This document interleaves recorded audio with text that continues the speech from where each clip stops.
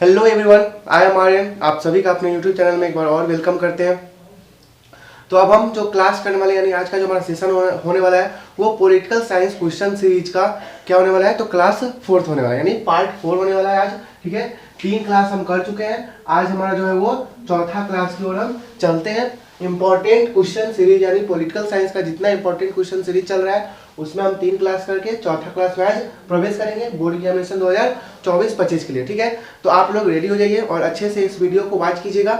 इस वीडियो में भी आपको बहुत ही अच्छा क्वेश्चन मिलेंगे और वही क्वेश्चन मिलेंगे जो आपको बोर्ड एग्जाम्स में प्रत्येक साल कहते हैं आपको गैप बाई गैप करके पूछा ही जाता है। ठीक है, तो अच्छे से इसको देखिएगा और ज़्यादा टाइम के लिए भी देखिएगा। ठीक है, मतलब वीडियो को खोल के 2-3 मिनट देख लिए ऐसा नहीं करना है। पूरा मतलब वीडियो आपको आधा घंटा का जितना आपको आधा घंटा 40 मिनट जितना का आता है वो पूरा वीडियो अच्छे से आप वॉच कीजिएगा। ठीक है, अगर आप अच्छे से वॉच करके नोट करके और याद रखते हैं तो आपके लिए बहुत ही बेटर होने वाला है। तो चलिए हम ज़्यादा टाइम ना लेते हुए और हम क्वेश्चन की ओर चलते हैं और देखते हैं कि हमारा आज का चौथा क्लास यानी 27 नंबर जो क्वेश्चन है वो क्या कह रहा है। ठीक है, तो चलिए देखते हैं। इसमें 27 नंबर है, भारत पाक युद्ध कब हुआ। ठीक है, यहाँ पे ऑप्शन है और पूछ रहा है कि भारत पाकिस्तान युद्ध हुआ कब है। तो चलिए देखते हैं। पहला ऑप्शन है 1977, दूसरा है 1962, तीसरा है 1972 और चौथा है 1971। ठीक है, 1977 को भी छोड़ेंगे तो 19 अगर हम पहले छाट के चलते हैं कुछ ऑप्शन सबको तो देखिए 1962 इसमें आप लोग जानते हैं कि भारत और चीन का युद्ध हुआ था। ठीक है, भारत और चीन का युद्ध हुआ था 1962 में। 72 में आप लोग जानते हैं कि शिमला समझौता हुआ था। ठीक है, शिमला समझौता इसी में हुआ था इंदिरा गांधी और जुल्फिकार अली भुट्टो के बीच। 71 आपको 77 बचा। तो जो 1972 शिमला समझौता हुआ था भारत और पाकिस्तान के बीच, तो आप जानते ही हैं कि समझौता किस लिए होता है। तो पहले युद्ध होता होगा तभी तो समझौता होता है, इसलिए 72 में अगर समझौता हो रहा है तो युद्ध कब होगा 1971 में। ठीक है, जो आपका डी नंबर ऑप्शन है वो बिल्कुल राइट है। याद रखिएगा जो डी नंबर है वो क्या है, बिल्कुल राइट है। पहले समझौता 1972 में आपको याद है। तो भाई 1972 में अगर समझौता हुआ तो युद्ध हुआ होगा तभी तो समझौता हुआ, इसलिए 1972 में समझौता हुआ।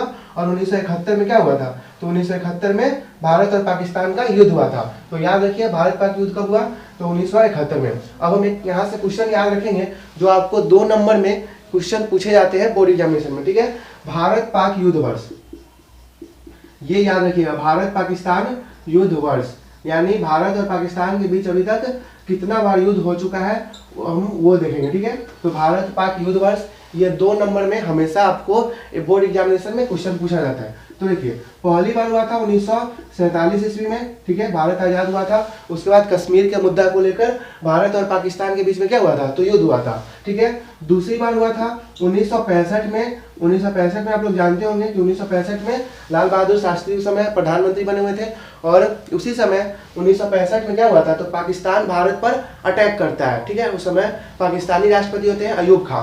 उसी के बाद 1966 में आपको ताशकंद समझौता होता है, तो ये भी याद रखिएगा। तीसरा हुआ था 1971 में, याद रखिएगा। ठीक है, 1971 में तीसरा युद्ध हुआ था। उसके बाद आपको 1972 में जुल्फिकार अली भुट्टो और जो श्रीमती इंदिरा गांधी हमारे भारतीय प्रधानमंत्री थी उनके बीच शिमला समझौता हुआ था। ठीक है, अब देखिए चौथा जो है 1999 ईस्वी में हुआ था। ठीक है, ये तीनों आपको मतलब यह तीनों जब युद्ध हुआ था तो कांग्रेस की सरकार थी, और जब 1999 में हुआ था उस समय गैर कांग्रेस की सरकार थी, भारतीय जनता पार्टी की सरकार थी और उस समय प्रधानमंत्री थे श्री अटल बिहारी वाजपेयी जी। ठीक है, 1999 में कारगिल युद्ध हुआ था। इसे कारगिल युद्ध के नाम से जाना जाता है। ठीक है, याद रखिएगा कारगिल युद्ध के नाम से जाना जाता है। 1999 का जो युद्ध है उसे किस युद्ध के नाम से जाना जाता है, तो कारगिल युद्ध के नाम से। और इस समय भारतीय प्रधानमंत्री कौन थे, तो अटल बिहारी वाजपेयी। तो याद रखिएगा। ठीक है, अटल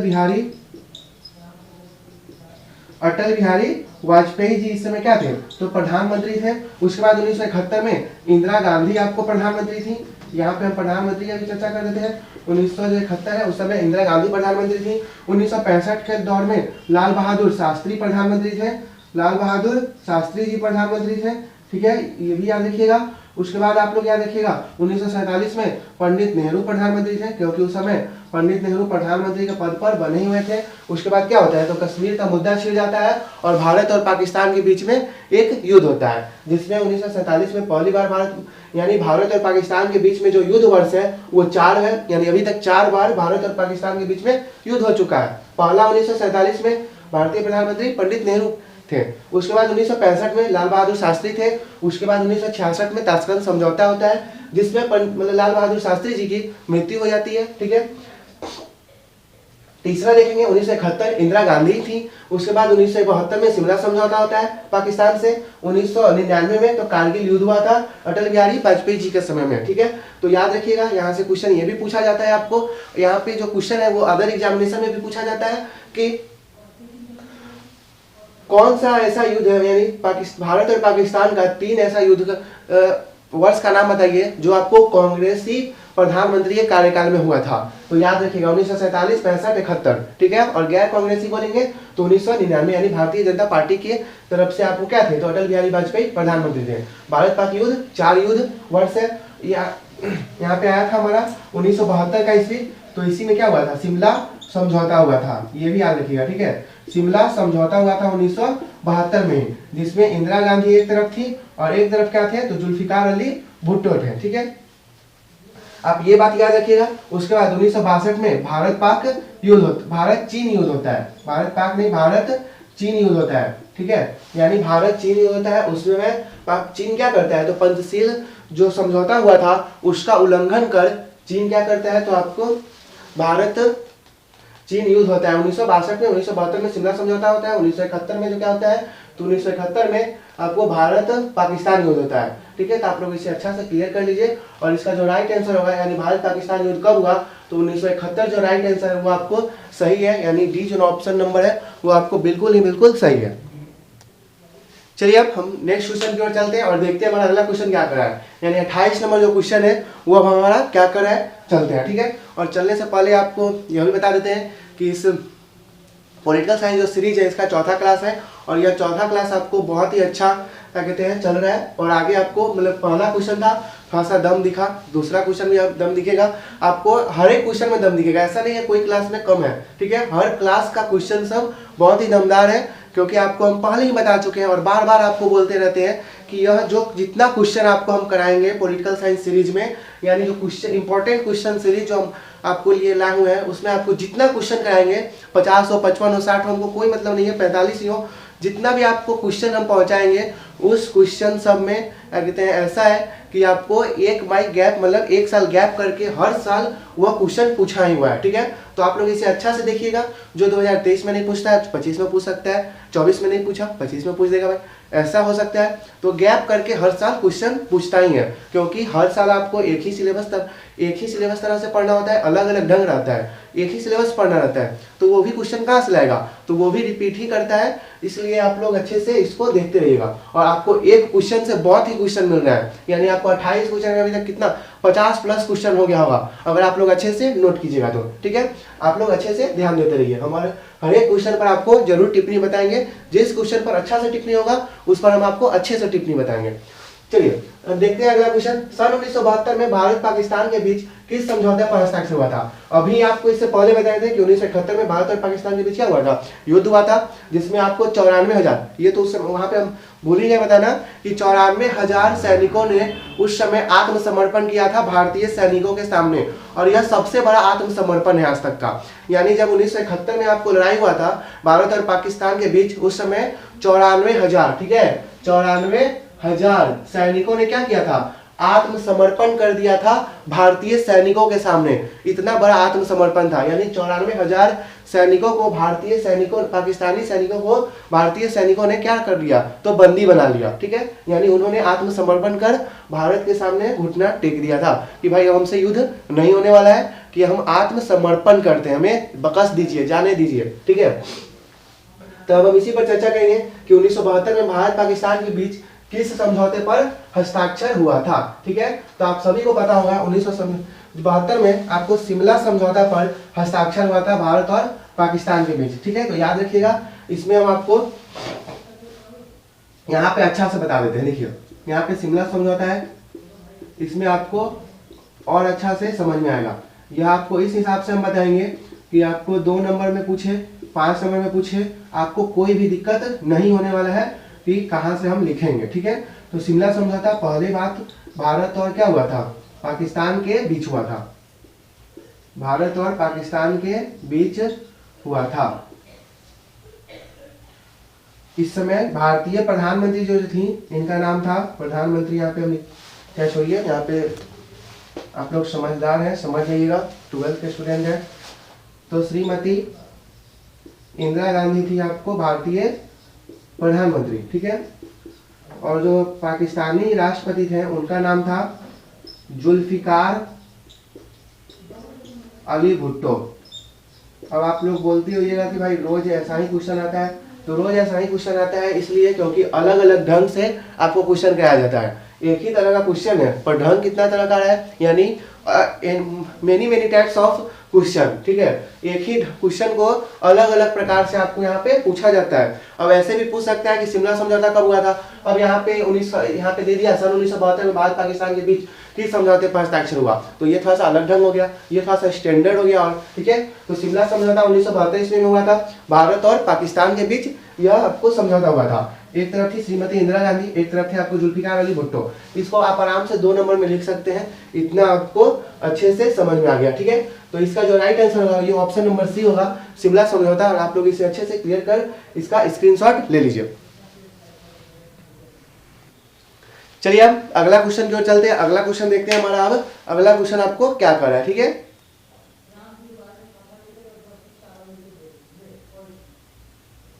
तो चलिए अगला देखते हैं। अगला है भारत में गैर कांग्रेस सरकार के प्रथम प्रधानमंत्री कौन थे, ठीक है। यानी नेक्स्ट क्वेश्चन जो हमारा है वो क्या कर रहा है, भारत में गैर कांग्रेस सरकार के प्रथम प्रधानमंत्री कौन थे। आप लोग जानते हैं कि भारत में स्टार्टिंग से यानी 15 अगस्त 1947 से पूर्व कहिए या उसके बाद कहिए, आपको बहुत वर्षों तक कांग्रेस का एक छत्र राज रहा था, ठीक है। कांग्रेस यानी सरकार जो है उसका एक छत्र राज रहा था। आपको स्वतंत्रता से पूर्व भी कांग्रेस का ही मतलब जब से उसका स्थापना हुआ था तब से उसका राज रहा था। उसके बाद स्थापना 15 अगस्त 1947 के बाद यानी जब स्वतंत्र हो गया भारत, उसके बाद भी उसी का राज रहा, क्योंकि लोगों ने देखा कि यह बहुत बड़ा भूमिका निभाया है, आपको यह जो पार्टी है यह बहुत बड़ा भूमिका निभाया है आजाद कराने में देश को। तो यह उस समय से ही एक छत्र राज में रहा। पर जाकर 1977 में जनता पार्टी का स्थापना होता है। उसके बाद आपको कांग्रेस का एक छत्र राज जो है कुछ समय के लिए टूट जाता है। उस समय आ जाते हैं गैर कांग्रेसी सरकार के प्रथम प्रधानमंत्री, यानी कांग्रेस सरकार से कोई भी प्रधानमंत्री 1977 में नहीं बनता है, तो बनता किस पार्टी से है, आपको जनता पार्टी से बनते हैं मोरारजी देसाई, ठीक है। इसका ऑप्शन नंबर जो बी है वो बिल्कुल सही है। यानी जो भारत में गैर कांग्रेस सरकार के प्रथम प्रधानमंत्री कौन थे, तो वो कौन थे, मोरारजी देसाई। ये भी पहले कांग्रेस में ही रहते हैं, पर बाद में क्या होता है, तो इंदिरा गांधी से इनका विवाद के कारण यह अलग अपना कहते हैं पार्टी बनाते हैं, जिसमें आपको अटल बिहारी वाजपेयी ये सब पूरा आपको शामिल होते हैं, और साथ के कारण जनता पार्टी का स्थापना होता है 1977 में। उसके बाद मोरारजी देसाई यानी जो जनता पार्टी होती है वो कांग्रेस को पछाड़ कर क्या होता है, तो शासन काल में आ जाता है, और मोरारजी देसाई बनते हैं प्रथम भारतीय गैर कांग्रेसी प्रधानमंत्री। याद रखिएगा, प्रथम भारतीय गैर कांग्रेसी प्रधानमंत्री। पर यह बेचारे पूरा कार्यकाल अपना नहीं कर पाते हैं, यानी जो प्रधानमंत्री का 5 वर्ष का कार्यकाल होता है यह क्या कर पाते हैं, आपको नहीं कर पाते हैं। तो यहाँ से क्वेश्चन एक और पूछता है कि पूर्णतः गैर कांग्रेसी प्रधानमंत्री कौन थे। यानी पूर्णतः का मतलब यहाँ पे यह हुआ कि कौन से ऐसे मतलब गैर कांग्रेसी प्रधानमंत्री थे जो आपको पूरा कार्यकाल यानी 5 वर्षों का कार्यकाल पूर्ण किए हो। तो उनका नाम है श्री अटल बिहारी वाजपेयी, और पार्टी है भारतीय जनता पार्टी, ठीक है। तो यहाँ से क्वेश्चन आ गया कि पूर्णतः गैर कांग्रेसी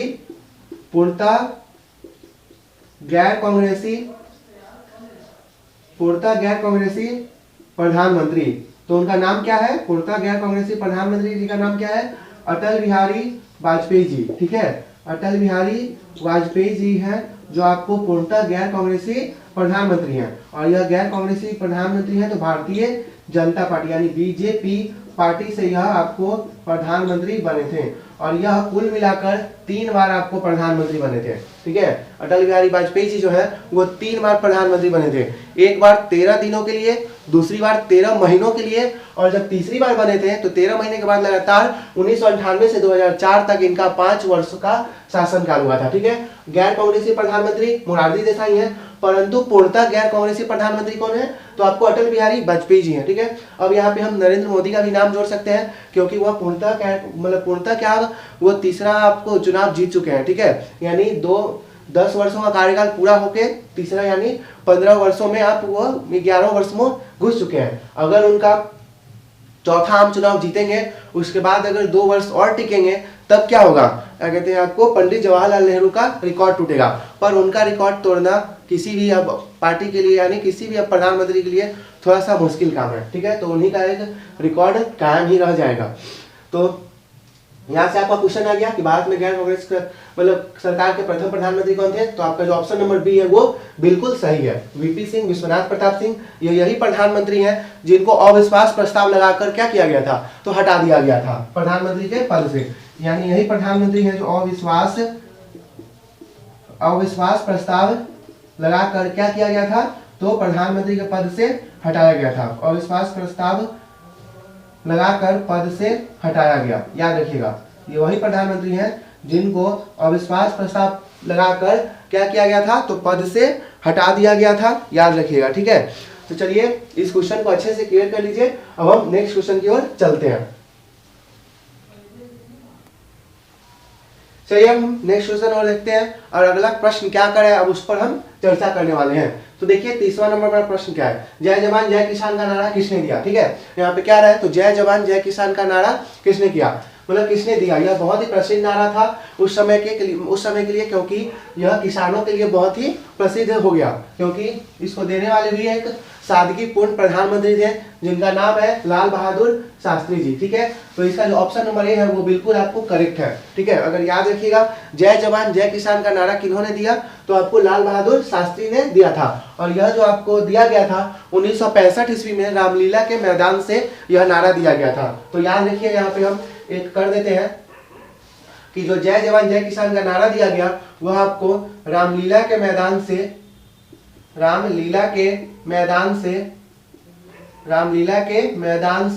1965 ईस्वी में दिया गया था। 1965 ईस्वी में दिया गया था।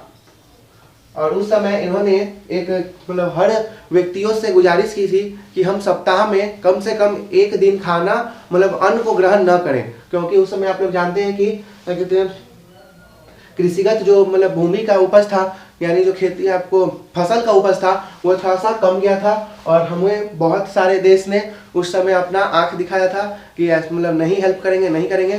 तो इन्होंने बोला था कि कोई बात नहीं, हम खुद सक्षम हैं। आप लोग सप्ताह में क्या बोला कि एक दिन हमारे भाइयों और बहनों की मतलब एक दिन अन्न को ग्रहण न कीजिए, एक दिन उपवास कर लीजिए। आप सप्ताह में 6 दिन खाइए पर एक दिन उपवास कर लीजिए, जिससे हमारी स्थिति मतलब ठीक रहे, ठीक है। तो लाल बहादुर शास्त्री ने ही जय जवान जय किसान का नारा दिया था रामलीला के मैदान से 1965 ईस्वी में। अब यहाँ पे एक आ रहा है आपको Narendra Modi, option number B. तो इन्होंने जय जवान जय किसान जय विज्ञान और जय अनुसंधान का नारा दिया, ठीक है। जय जवान जय किसान जय विज्ञान और जय अनुसंधान का नारा दिया, याद रखिएगा। जो नरेंद्र मोदी हमारे वर्तमान के प्रधानमंत्री श्री नरेंद्र दामोदर दास मोदी हैं, उन्होंने जय जवान जय किसान जय विज्ञान और जय अनुसंधान का नारा दिया था, ठीक है। यहाँ पे ऑप्शन नंबर जो सी है इंदिरा गांधी, इन्होंने गरीबी हटाओ का नारा दिया था, ठीक है, गरीबी हटाओ। अब यहाँ पे गरीबों को नहीं हटाना है, क्या करना है, तो गरीबी को हटाना है, ठीक है। अटल बिहारी वाजपेयी जो चौथा ऑप्शन है, इन्होंने दिया था जय जवान जय किसान जय विज्ञान, ठीक है, जय जवान जय किसान जय विज्ञान, इन्होंने इसका नारा दिया था। तो यहाँ पे लाल बहादुर शास्त्री जी ने जय जवान जय किसान बोला, तो अटल बिहारी वाजपेयी आए, तो ठीक है चलिए जय जवान भी है, यानी जवान का भी जय है, किसान का भी जय है, क्योंकि जवान के कारण हम सुरक्षित हैं, किसान के कारण हम जिंदा हैं, और विज्ञान का भी जय है, क्योंकि विज्ञान ही हमारे पूरे मतलब संसार यानी टेक्नोलॉजी को विकसित कर रहा है, ठीक है। मतलब विज्ञान नहीं रहता तो कोई आधुनिक क्रिया नहीं हो पाता, और आप जो हमारे से पढ़ रहे हैं वो भी विज्ञान का ही देन है, तो वो भी नहीं हो पाता। हम जो बोल रहे हैं वो किसान का देन है, उसके बाद आपको जवान का भी देन है, क्योंकि हम लोग सुरक्षित है। वो लोग आपको इतनी ठंड यानी हम लोग का टेम्परेचर अगर थोड़ा सा घटने लगता है तो क्या होता है, हम लोग घबरा जाते हैं, और वो लोग 0 से भी कम में क्या करते हैं, तो आप लोग रहते हैं, ठीक है। अब यहाँ पे इंदिरा गांधी है, उन्होंने गरीबी हटाओ का नारा दिया था। उनका यही कहना था कि गरीबी को हटाना चाहिए, ठीक है, गरीबों को नहीं हटाना चाहिए, गरीबी को हटाना चाहिए, ठीक है। तो इंदिरा गांधी का क्या नारा था, गरीबी हटाओ। अच्छे से आप लोग इसे क्लियर कर लीजिए। इसमें का एक भी प्रश्न ऐसा नहीं है जो अभी तक बोर्ड एग्जाम में न पूछा हुआ है, और ये जो प्रश्न है आपको गोला में, यह आपको कॉम्पिटिटिव एग्जाम्स के लिए इंपॉर्टेंट हो जाएगा। चलिए अब अगला प्रश्न क्या करा है उसको देखते हैं और आगे की ओर चलते हैं। भारत में किस अनुच्छेद के तहत राष्ट्रीय आपातकाल लगाया जाता है, ठीक है। यहाँ पे राष्ट्रीय आपातकाल पूछ रहा है, तो आपको आपात उपबंध उस दिन बताए हुए थे जिसमें आपको 352 से 360 बताए हुए थे। इसमें आपको 352 में क्या बताए हुए थे, राष्ट्रीय आपातकाल। तो आ गया आपका आंसर, किस अनुच्छेद के अंतर्गत राष्ट्रीय आपातकाल, जो ऑप्शन नंबर ए है आपका बिल्कुल करेक्ट हो गया, ठीक है। अनुच्छेद 352 के तहत क्या मतलब क्या लगाया जाता है, तो राष्ट्रीय आपातकाल लगाया जाता है। और आप लोगों को पता होगा कि अनुच्छेद जो 356 है उसके तहत क्या लगाया जाता है, राष्ट्रपति शासन लगता है, ठीक है। अनुच्छेद 356 के तहत आपको राष्ट्रपति शासन, अनुच्छेद 360 के तहत वित्तीय आपातकाल। आपको यह पता होगा कि आपात उपबंध में 352 से 360 के मतलब अनुच्छेद लगते हैं, जिसमें 352 में राष्ट्रीय आपातकाल है, उसके बाद अनुच्छेद 356 में राष्ट्रपति शासन है, उसके बाद जो आपका 360 बचा उसमें आपको क्या है, तो वित्तीय आपातकाल है। और जो राष्ट्रीय आपातकाल आपको लगा हुआ है वो 3 बार अब तक लगा हुआ है, ठीक है। यानी राष्ट्रीय जो आपातकाल है वो अब तक कितना बार लगा हुआ है, आपको पिछले बार भी बताए हुए थे कि राष्ट्रीय आपातकाल 3 बार लगा हुआ है, और जो वित्तीय आपातकाल है वो आज तक हमारे भारत में नहीं लगा हुआ है। आपातकाल कुल मिलाकर 3 बार लगा हुआ है। पहली बार लगा था 1962 में भारत चीन युद्ध के कारण, उसके बाद लगा था दूसरी बार 1971 में भारत पाक युद्ध के कारण, और तीसरी बार लगा था 1975 में आंतरिक गड़बड़ी के नाम पर, मतलब आंतरिक गड़बड़ी के नाम पर, यह आंतरिक गड़बड़ी के नाम पर क्या किया गया था, तो लगाया गया था। राष्ट्रीय आपातकाल अभी तक कितना बार लग चुका है, 3 बार, 1962, 1971, 1975। राष्ट्रीय आपातकाल में आपको साफ बताए हुए थे कि कहा गया था कि यह जब मतलब राष्ट्रीय आपात क्यों लगाया जाता है, तो राष्ट्रीय आपातकाल तब लगाया जा सकता है जब युद्ध के मतलब बाह्य आक्रमण के कारण या आंतरिक गड़बड़ी हो, यानी हमारे भारत में कोई दंगा हो गया हो तब उसके कारण, या हमारे मतलब कोई भी देश से हमारे भारत पर आक्रमण किया हो, उस समय राष्ट्रीय आपातकाल का प्रयोग किया जाता है राष्ट्रपति के द्वारा। 3 बार 1962 में भारत चीन युद्ध के कारण हुआ था, 1971 में भारत पाकिस्तान युद्ध के कारण हुआ था, और 1975 में आपको आंतरिक गड़बड़ी के नाम पर इंदिरा गांधी लगवाई हुई थी, ठीक है। और राष्ट्रपति शासन अनुच्छेद 356 है, अनुच्छेद 360 वित्तीय आपातकाल है। इसका राइट जो आंसर है वो अनुच्छेद 352 है। राष्ट्रीय आपातकाल किस अनुच्छेद के तहत लगाया जाता है, तो 352, ठीक है। आप लोग इसे अच्छे से क्लियर कर लीजिए। चलिए अब नेक्स्ट प्रश्न की ओर चलते हैं, और जो नेक्स्ट प्रश्न है क्या करा है, ताशकंद समझौता पर 10 जनवरी 1966 को किनके द्वारा हस्ताक्षर किया गया था। आपको यह पहले भी बता चुके हैं, ताशकंद समझौता जब हम क्लियर किए हुए थे। देखिए यहाँ पे आपको क्वेश्चन बदल के आया ना, कि मतलब क्वेश्चन एक ही है, ताशकंद समझौता के बारे में ही पूछ रहा है, पर क्या कर दिया, थोड़ा सा थॉट चेंज कर दिया है। ताशकंद समझौता पर 10 जनवरी 1966 को किनके द्वारा हस्ताक्षर किया गया, यानी किसके किसके बीच हुआ था। तो आप लोग जानते हैं कि यह जो समझौता है वह भारत और पाकिस्तान के बीच हुआ था, ठीक है। तो भारत और पाकिस्तान के बीच 1965 का जो युद्ध हुआ था उसके कारण यह समझौता कराया गया था, और इसमें समझौता कराने में सबसे बड़ा जो भूमिका है वो कोसोजिन का है, ठीक है। वो रूसी आपको अध्यक्ष, यानी रूसी का राष्ट्राध्यक्ष था, तो उसी के कारण क्या हुआ था, तो आपको मतलब यह समझौता हो सका था। तो देखिए इसका जो ऑप्शन है वो अयूब खान और लाल बहादुर शास्त्री है, दूसरा है जेडे भुट्टो और आपको लाल बहादुर शास्त्री, तीसरा है अयूब खान और पंडित नेहरू, चौथा है नौरोजी, यानी इनमें से कोई नहीं। तो आपका जो राइट आंसर वो क्या है, अब अयूब खान और लाल बहादुर शास्त्री के बीच यह क्या हुआ था, तो 10 जनवरी 1966 को यह आपको समझौता कराया गया था। तो अयूब खान और लाल बहादुर शास्त्री इसका राइट आंसर हो जाएगा। आप लोग इसे अच्छा से क्लियर कर लीजिए और स्क्रीनशॉट ले लीजिए। चलिए हम नेक्स्ट क्वेश्चन की ओर चलते हैं और देखते हैं हमारा अगला प्रश्न क्या कर रहा है। तो यह भी आपको प्रश्न जाना पहचाना लगता हुआ, शिमला समझौता आ गया।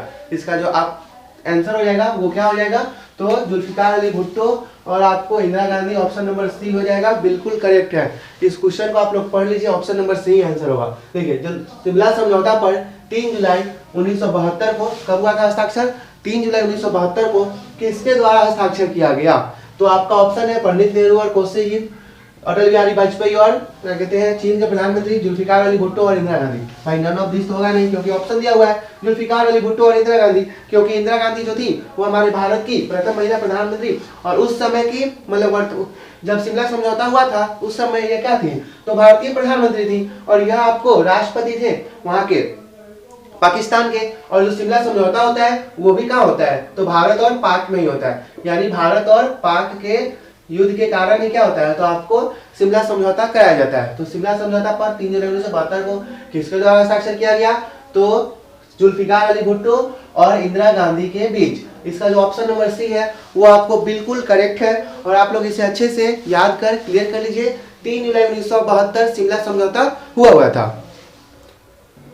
चलिए अब हम नेक्स्ट क्वेश्चन की ओर चलते हैं। अगला प्रश्न हमारा क्या कर रहा है, तो भारतीय प्रधानमंत्री श्री नरेंद्र मोदी किस दल के हैं। ये अभी वर्तमान में आपको प्रधानमंत्री हैं, और यह 2014 में आपको क्या हुए थे, प्रधानमंत्री चुने गए थे, और यह अब तक यानी नाउ यानी वर्तमान तक क्या है, तो प्रधानमंत्री के पद पर हैं। तो देखिए प्रधानमंत्री श्री नरेंद्र मोदी किस दल के हैं, दल का मतलब यहाँ पे पार्टी पूछ रहा है। तो देखिए पहला ऑप्शन है भारतीय जनता पार्टी, दूसरा है आम आदमी पार्टी, तीसरा है जनता पार्टी, चौथा है आपको लोक दल। तो आप लोग जानते हैं कि प्रधानमंत्री जो नरेंद्र मोदी वर्तमान में है वो अभी भारतीय जनता पार्टी की है, यानी जो हमारा अभी वर्तमान में सरकार है वो किस पार्टी का सरकार है, यानी किस पार्टी का, तो आप बोलिएगा भारतीय जनता पार्टी। इसका जो ऑप्शन नंबर ए है वो बिल्कुल आपको करेक्ट होगा, ठीक है। वही भारतीय जनता पार्टी है जिसका स्थापना 6 अप्रैल 1980 को किया गया था, ठीक है। 6 अप्रैल 1980 को किया गया था, यह वही भारतीय जनता पार्टी है। और इसके संस्थापक के रूप में आपको अटल बिहारी वाजपेयी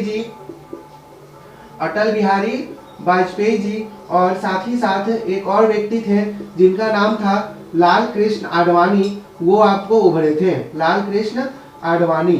ये दोनों आपको क्या हुए थे, तो भारतीय जनता पार्टी के संस्थापक हैं। ये दोनों क्या है, तो भारतीय जनता पार्टी के क्या है, तो आपको संस्थापक हैं। एक तरफ आपको अटल बिहारी वाजपेयी और दूसरी ओर लाल कृष्ण आडवाणी। वही भारतीय अटल बिहारी वाजपेयी है जो पूर्णतः गैर कांग्रेसी प्रधानमंत्री और आपको 3 बार निर्वाचन किए वाले, मतलब आपको 3 बार बनने वाले प्रधानमंत्री हैं। एक बार 13 दिन के लिए, एक बार 13 महीना के लिए, एक बार आपको 5 वर्षों के लिए, ठीक है। तो भारतीय जनता पार्टी से कौन है, तो श्री नरेंद्र मोदी। और भारतीय जनता पार्टी की ओर से अब तक 2 व्यक्ति प्रधानमंत्री के पद पर रह चुके हैं। एक का नाम है अटल बिहारी वाजपेयी जी जो भारतीय जनता पार्टी की ओर से पहली बार प्रधानमंत्री के पद पर बने हुए थे, उनका नाम है अटल बिहारी वाजपेयी जी, ठीक है। और दूसरे हैं आपको नरेंद्र मोदी जो 2014 में इनका मतलब प्रधानमंत्री के पद पर आपको निर्वाचित हुए थे, और अभी तक आपको वह वही है, ठीक है। तो भारतीय जनता पार्टी का अभी आपको केंद्र में सरकार है। तो प्रधानमंत्री श्री नरेंद्र मोदी किस दल के हैं, तो भारतीय जनता पार्टी के हैं। आम आदमी पार्टी के आप जानते हैं कि यह दिल्ली की सरकार है, यानी और इसके जो मुख्यमंत्री थे वो उनका नाम था आपको अरविंद केजरीवाल, और अभी उनकी मुख्यमंत्री अतीसी है, ठीक है। उसके बाद आपको जनता पार्टी 1977 ईस्वी में इसका गठन हुआ था, 1977 में गठन हुआ था। और मोरारजी देसाई क्या हुए थे, तो इसकी ओर से प्रधानमंत्री बने थे। मोरारजी देसाई आपको प्रधानमंत्री बने हुए थे, याद रखिएगा। 1977 में मोरारजी देसाई क्या है, तो जनता पार्टी के प्रधानमंत्री हैं। और यही है केंद्र में, मतलब आप हाँ केंद्र में आपको गैर कांग्रेसी प्रथम प्रधानमंत्री जो पूर्णतः नहीं बन पाए थे 2 ही साल के लिए पर बने हुए थे, ठीक है। और यह सबसे अधिक उम्र के मतलब आपको क्या प्रधानमंत्री बनने वाले व्यक्ति हैं, ठीक है, सबसे अधिक उम्र में, यानी यह 81 साल के उम्र में प्रधानमंत्री बने थे। कौन, तो मोरारजी देसाई। सबसे अधिक उम्र के प्रधानमंत्री अब तक कौन है, तो आपको मोरारजी देसाई 81 वर्ष। और सबसे कम उम्र के बोला जाएगा तो राजीव गांधी, याद रखिएगा, ठीक है।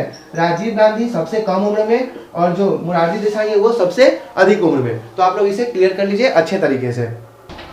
चलिए अब नेक्स्ट क्वेश्चन की ओर चलते हैं। अगला प्रश्न देखते हैं, हमारा अगला प्रश्न क्या कर रहा है, ठीक है। तो अगला प्रश्न है 26 जनवरी हम मनाते हैं, यानी 26 जनवरी जो हम मनाते हैं वह किस दिवस के रूप में मनाते हैं, ठीक है। तो ऑप्शन है गणतंत्र दिवस के रूप में, स्वतंत्रता दिवस के रूप में, शिक्षक दिवस के रूप में, भारतीय सेना दिवस के रूप में। तो आप सभी को पता होगा कि 26 जनवरी जो मनाया जाता है वो गणतंत्र दिवस के रूप में मनाया जाता है। जो ऑप्शन नंबर ए है आपका बिल्कुल करेक्ट है। और जो स्वतंत्रता दिवस मनाया जाता है वो 15 अगस्त को मनाया जाता है, ये भी आप लोगों को पता होगा, क्योंकि 15 अगस्त 1947 को क्या हुआ था, हमारा भारत आजाद हुआ था, इसलिए हम 15 अगस्त को क्या मनाते हैं, तो स्वतंत्रता दिवस मनाते हैं। और 26 जनवरी के दिन हमारा संविधान लागू हुआ था, यानी पूर्ण रूप से 26 जनवरी 1950 को हमारा संविधान लागू हुआ था, इसलिए हम गणतंत्र दिवस मनाते हैं, यानी उसी दिन हमारा क्या हुआ था, तो गणतंत्र हुआ था। उसके बाद शिक्षक दिवस हम मनाते हैं 5 सितंबर को।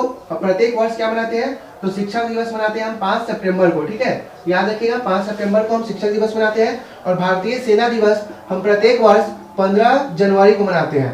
15 जनवरी को हम मतलब भारतीय सेना दिवस मनाते हैं, याद रखिएगा, ठीक है। भारतीय सेना दिवस 15 जनवरी को मनाया जाता है। और जो भारतीय सेना दिवस है उसका भी 3 कैटेगरी है आपको। एक थल सेना दिवस, ठीक है, यानी थल सेना, उसमें आप लोग जानते होंगे कि थल सेना आते हैं, उसके बाद आपको वायु सेना आते हैं तो वायु सेना दिवस, उसके बाद आपको नौसेना आते हैं, यानी तो नौसेना दिवस, नौसेना दिवस यानी थल सेना जो आपको जमीन पर रहकर थल से लड़ाई करे। उसके बाद वायु सेना, तो वायु सेना हो जाता है आपको यानी जो ऊपर यानी ऊपरी मार्ग से आपको जो लड़ाई करे। और जो नौसेना होता है वो पानी के भीतर होता है, तो पानी के भीतर जो लड़ाई करे। थल सेना दिवस आपको 15 जनवरी को मनाया जाता है, याद रखिएगा, थल सेना दिवस 15 जनवरी को मनाया जाता है। उसके बाद वायु सेना दिवस यह आपको 8 अक्टूबर को मनाया जाता है, तो इसको याद रखिएगा। 8 अक्टूबर को क्या मनाया जाता है, तो आपको 8 अक्टूबर को प्रत्येक वर्ष वायु सेना दिवस मनाया जाता है। नौसेना दिवस कब मनाया जाता है, तो आपको प्रत्येक वर्ष नौसेना दिवस 4 दिसंबर को मनाया जाता है। कब मनाया जाता है, तो 4 दिसंबर को, इसे अच्छे से याद रखिएगा, ठीक है। 4 दिसंबर को मनाया जाता है नौसेना दिवस। और भारतीय सेना दिवस 15 जनवरी को मनाया जाता है, यानी उसी दिन थल सेना दिवस मनाया जाता है 15 जनवरी को। वायु सेना दिवस प्रत्येक वर्ष 8 अक्टूबर को मनाया जाता है। नौसेना दिवस प्रत्येक वर्ष 4 दिसंबर को मनाया जाता है। और सेनाओं के यानी यह तीनों सेनाओं के भाई, ये अलग अलग सेना हो गया, यह जमीन पर लड़ाई करने वाला हो गया, ये ऊपरी मार्ग से लड़ाई करने वाला हो गया, ये आपको पानी की सतह मतलब पानी में लड़ाई आपको मतलब जो देश अटैक करे उससे लड़ाई करने वाला हो गया। तो यह तीनों का जो सर्वोच्च कमांडर होता है, ठीक है, यानी यह तीनों का सेना का कमांडर तो अलग अलग होगा, यानी थल सेना का आपको एक अलग कमांडर होंगे जो इसको पूरा देख रेख करेंगे। वायु सेना के एक अलग कमांडर होंगे जो इसको पूरा देख रेख करेंगे। नौसेना के एक अलग कमांडर होंगे जो इनको पूरा देख रेख करेंगे, यानी इनका व्यवस्था कैसे होगा, क्या होगा, कब अटैक होगा, किस हिसाब से वो देखेंगे। पर थल सेना, वायु सेना, नौसेना यानी तीनों सेनाओं के सर्वोच्च कमांडर कहे जाते हैं भारत के राष्ट्रपति, ठीक है। तीनों सेनाओं के जो सर्वोच्च कमांडर होते हैं वो कौन होते हैं, तो भारत के राष्ट्रपति तीनों सेनाओं के सर्वोच्च कमांडर होते हैं। और वर्तमान में वह सर्वोच्च कमांडर कौन है, तो आपको श्रीमती द्रौपदी मुर्मू जो है वो भारत के वर्तमान तीनों सेनाओं के कमांडर है, क्योंकि वह वर्तमान में राष्ट्रपति के पद पर है। तो आप लोग इसे अच्छे से याद रखिएगा, तीनों सेनाओं के कमांडर कौन, तो आपको राष्ट्रपति। उसके बाद शिक्षक दिवस कब मनाते हैं, तो 5 सितंबर को। स्वतंत्रता दिवस 15 अगस्त 1947 को हमारा देश आजाद हुआ था, इसलिए मनाते हैं। फिर 26 जनवरी 1947 को हमारा देश क्या हुआ था, सॉरी 1950 को गणतंत्र हुआ था, इसलिए हम क्या मनाते हैं, तो गणतंत्र दिवस मनाते हैं। आप लोग इसे अच्छे से क्लियर कर स्क्रीनशॉट ले लीजिए। फिर हम चलेंगे नेक्स्ट क्वेश्चन पे। चलिए हम नेक्स्ट क्वेश्चन की ओर चलते हैं। अगला प्रश्न हमारा क्या करें, तो धारा 370 का संबंध किस राज्य से है, यानी किस प्रदेश से है या राज्य से है, ठीक है। यहाँ पे हम राज्य की जगह पे प्रदेश भी कर सकते हैं। तो यहाँ पे प्रदेश अगर आपको दे दिया क्वेश्चन में तो आप लोग घबराइएगा नहीं। तो धारा 370 का संबंध किस राज्य प्रदेश से है, तो उत्तर प्रदेश ऑप्शन, उसके बाद है उत्तराखंड, बिहार, जम्मू कश्मीर। तो आप सभी लोग जानते होंगे कि यह किस प्रदेश से है, तो जम्मू और कश्मीर से है, ठीक है। ऑप्शन नंबर जो डी है आपका बिल्कुल करेक्ट है, ठीक है। तो यहाँ पे याद रखिएगा धारा 370 आएगा तो जम्मू और कश्मीर से हो जाएगा, ठीक है। तो आपका जो आज का सेशन है यहीं पे खत्म होता है, यानी आपका कुल मिलाकर 4 क्लास हो चुका है। 4 क्लास में आप कितना क्वेश्चन पढ़े हैं, 35 क्वेश्चन पढ़े हैं। और 35 में हल आपको किया गया है कितना, कम से कम आपको 65 प्रश्नों का अभी तक समाधान कर चुका गया है। यानी अगर आप अच्छा से उसको हर क्वेश्चन को देखिएगा, हर क्वेश्चन को अच्छे से बनाइएगा, तो कम से कम आपको 65 से 70 के बीच में क्वेश्चन निकलेंगे अभी, ठीक है। आपको 35 में से 65 से 70 के बीच में क्वेश्चन निकलेंगे। इसका एक और क्लास देना चाहेंगे, क्योंकि भाई 35 अच्छा नहीं लग रहा है, कम से कम 50 रहेगा तो और अच्छा लगेगा, क्योंकि पॉलिटिकल साइंस सीरीज है, कम से कम 50 भी तो रहे, ठीक है। तो आपका एक और इसका सेशन होगा, आपको फिर कल मिल जाएगा, जिसमें आपको 15 प्रश्नों का हल किया जाएगा। आज थोड़ा टाइम लगा, क्योंकि आज का जो क्वेश्चन था वो बहुत ही बेजोड़ क्वेश्चन था। इसमें हर एक क्वेश्चन में आपको इतना अच्छा से समझाना पड़ा, यानी समझाना था और बताना था, क्योंकि हर एक क्वेश्चन का आपको जो मतलब इस आज का जो क्वेश्चन है वो प्रत्येक क्वेश्चन में 2 नंबर आपको रहता है, यानी 1 नंबर में पूछता है, और आपको जो 2 नंबर में दीर्घ उत्तरीय में आता है उसमें भी आपको पूछता है, जो आपको दीर्घ उत्तरीय 5 नंबरी में आकर क्वेश्चन आता है उसमें भी आपको पूछता है। अगर आप इस क्लास को अच्छे से देखिएगा, आज का जितना क्वेश्चन है अगर आपको 2 नंबर में पूछ दिया, 5 नंबर में पूछ दिया, आप अपने से थोड़ा सा माइंड लगा कर उसको और अच्छे से बना सकते हैं, ठीक है। तो आप लोग आज के सेशन के लिए हमको आप लोग जुड़े, क्या कहते हैं, उसके लिए आपको सभी लोग को थैंक यू। एंड आप लोग अच्छे से प्रिपेयर करना शुरू कर दीजिए, क्योंकि आप लोगों के पास कुल मिलाकर, अब इधर छोड़ दीजिए भाई, अब कुल मिलाकर यहाँ से 1.25 महीना और बच गया है। ठीक है, 1.25 महीना का और टाइम है। आपको 1 महीना, कुल मिलाकर 1 महीना, आज 13 तारीख है, 1 महीना और आपको 16 दिन, 1 महीना 16 दिन आपको यहाँ से बचा हुआ है। ठीक है, 1 माह 16 दिन आपको बचा हुआ है, जिसमें आपको सभी कुछ प्रिपेयर करना है। तो आप लोग अच्छे से प्रिपरेशन करना शुरू कर दीजिए और हर एक वीडियो को अच्छे से देखिए, क्योंकि हर एक वीडियो में बहुत ही ज़्यादा गहराई रहता है और हर एक क्लास में गहराई रहता है। अब भाई 4 क्लास हुआ है, 35 क्वेश्चन हुआ है, समझ रहे हैं ना, तो वहाँ पे गहराई होगा, तभी तो 4 क्लास में 35 ही क्वेश्चन हुआ है। आधा घंटा का वीडियो रहता है कि आप लोग का भी मन रहोगे, तो आप लोग भी अच्छे से उसको देखिएगा, आधा घंटा कम से कम टाइम दीजिए। ठीक है, तब तक के लिए thank you and take care. आप लोग भी स्वस्थ रहिए।